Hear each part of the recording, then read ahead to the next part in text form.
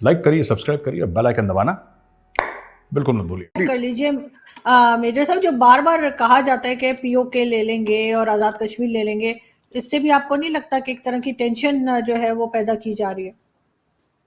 आरजू जी, ये हमारी पार्लियामेंट में अग्री हुआ था 1994 में।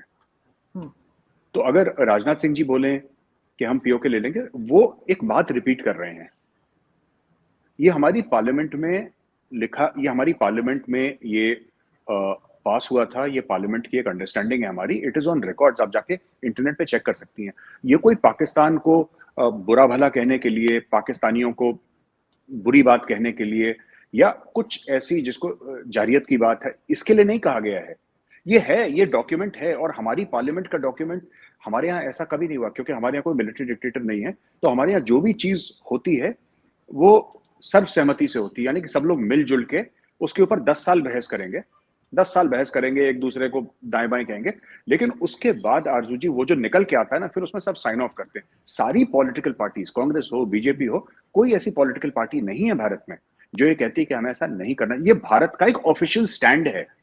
ये कोई जिसको कहते हैं जाहिरियत वाली बात नहीं है कि हम अटैक कर देंगे और हम नस्ते नाबूद कर, जैसे लोग फिल्मी स्टाइल में कभी कभी दाग देते हैं, टेलीविजन पे गोलियां हवाई फायर कर देते हैं। ये वो बात नहीं है। ये हमारे पार्लियामेंट में है, ये हमारे पार्लियामेंट में लिखा गया है, वहां पे है अवेलेबल। लेकिन अगर मैं चौधरी साहब, जैसे आपने मेजर साहब की बात सुनी, लेकिन बार बार ये भी कहा जाता है कि पाकिस्तान की तरफ से जो है वो कश्मीर में जाया जा रहा है, या यहाँ से लोग जो हैं जबरदस्ती इंडियन साइड कश्मीर में जा रहे हैं। ये बात कहाँ तक सही है, और कहाँ तक ये कहा जाता है कि सपोर्ट कर रही है, स्टेट सपोर्ट कर रही है ऐसे लोगों को, तो उससे और हालात खराब नहीं होते हुए नजर आते हैं आपको?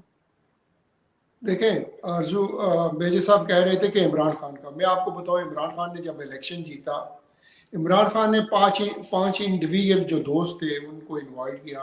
कपिल देव को, सुनील गावस्कर को, आमिर खान को, नवजोत सिद्धू को और विक्रम मेहता को। मैं वो शख्स हूँ मैंने और फैसल जावेद ने कोऑर्डिनेट किया और इनसे रब्ता किया। कपिल देव आना चाह रहा था, सुनील गावस्कर आना चाह रहा था, आमिर खान ने जवाब नहीं दिया था कॉल का, सिद्धू आना चाह रहा था। हुआ क्या कि उसके इमरान खान के जो ओथ सेरेमनी थी उसमें सिर्फ सिद्धू आ सका, और बाकी दोनों हैं जो वो कपिल देव भी बाद में उसने फोन उठाना छोड़ दिया। बाद में जिस एक और हमारा दोस्त है जो लंदन में है, उसके थ्रू ये पता चला है जी कि गवर्नमेंट ने उन्हें कहा है जी कि आप लोग नहीं जाएंगे। ये मैं मेजर साहब की इंफॉर्मेशन के लिए इसलिए बता रहा हूँ कि जिस चीज़ का मैं खुद विटनेस हूँ कि ओथ टेकिंग सेरेमनी पे उसके बाद इमरान खान की आप पहली स्पीच देख लें। इमरान खान ने ये कहा था कि हम हिंदुस्तान के साथ बेहतर तलाक़ात चाहते हैं, हम अच्छे मसाई की तरह रहना चाहते हैं, आप एक कदम उठाएंगे, हम दो उठाएंगे बेहतरी की तरफ जाने के लिए, और ये कश्मीर का मसला रिजोल्व करना पड़ेगा। मैं फिर ये कह रहा हूँ, जैसे मेजर साहब कह रहे हैं कि उनकी पार्लियामेंट कह रही है, उनकी पार्टी का ये मंशूर था, मैं इनकी सारी बातें मानता हूँ, मगर नफरत उसी सूरत में ख़त्म होगी जब बुनियादी हकूक पे आ पाएंगे।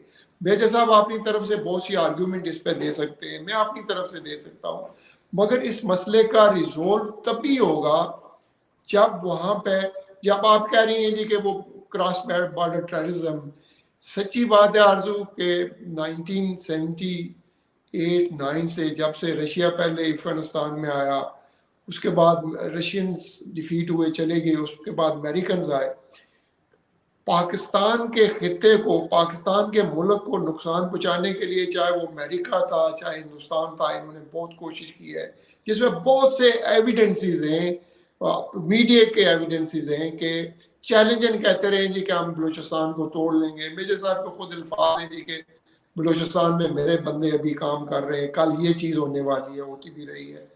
हकीकतन ये वो सब चीज़ें हैं कि जो पॉइंट स्कोरिंग के लिए। देखें, मैं फिर ये कह रहा हूँ कि मुझे मेजर साहब से कोई नफरत नहीं है, ये इनका हिंदुस्तान में बैठे हुए एक अपना मौक़िफ़ है, वो जो चाहे वो नफरत का है जो भी है, ये मुझसे अभी 5-6 हज़ार मील दूर बैठे हुए, मुझे कोई राइट नहीं बनता कि अगर हम दोनों आपके प्रोग्राम में कि मैं कोई भी अब्यूजिव लफ्ज़ इस्तेमाल करूं या इन्हें बुरा भला कहूं, कि हम दोनों की ज्यूरिस्डिक्शन मुख्तलिफ है, ना हम कानूनी एक दूसरे के खिलाफ कुछ कर सकते हैं, ना फिजिकल कर सकते। तो हमें चाहिए कि जब कम से कम इंसानियत का हमारा दायरा है उससे हम बाहर ना जाए। जो कह रहे थे कि इमरान खान ने गालियां दी, सच्ची बात है नहीं। मैं इस वजह से ये कह रहा हूँ कि आप देख लें कि इमरान खान हुकूमत में आया 2 महीने के बाद वो आपका जो कश्मीर में वाकया हुआ था वो हो गया, क्या नाम है उसका, जहाँ पे 40 फौजी मारे गए थे। अच्छा, फिर पुलवामा हुआ क्या कि हिंदुस्तान ने जब ये कहना शुरू कर दिया जी कि हम सर्जिकल स्ट्राइक करेंगे, ये सर्जिकल स्ट्राइक उस वक्त की नहीं है। अगर आप 5 साल पहले चले जाएं तो जब ये सामा बिन लादेन वाला वाकया हुआ था तो उसके बाद पाकिस्तान पे प्रेशर आना शुरू हो गया था कि हिंदुस्तान अगर एक आध सर्जिकल स्ट्राइक कर लेगा तो क्या फर्क पड़ जाएगा, जिसमें मुशर्रफ ने कहा था ओवर माई डेड बॉडी। देखिए, मसाए होने की निस्बत से हमें ये ख्वाहिश नहीं होनी चाहिए जी कि हम दूसरे पे एक जाली, ये हम पे या हम इन पे कोई भी जाली सी चीज लें।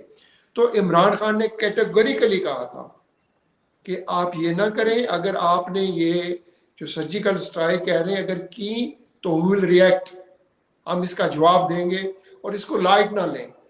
आपके सामने फिर दूसरे दिन उन्होंने वो स्ट्राइक की, उसका जवाब मिला। ये सब टिट फॉर टैट था।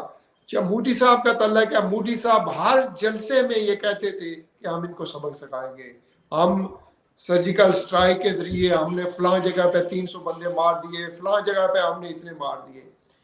और वो प्रैक्टिकल चीजें नहीं थी, वो मीडिया पे अगर मैं कहता हूँ ना कि अगर मीडिया पे हम एक चीज कर रहे हैं, और हकीकतन इमरान खान के ये जो 3 साल 3.5 साल गुजरे हैं हुकूमत के, हमने कोई चीज ऐसी हुकूमत हिंदुस्तान के खिलाफ ना कोई ऐसा ववेला किया है।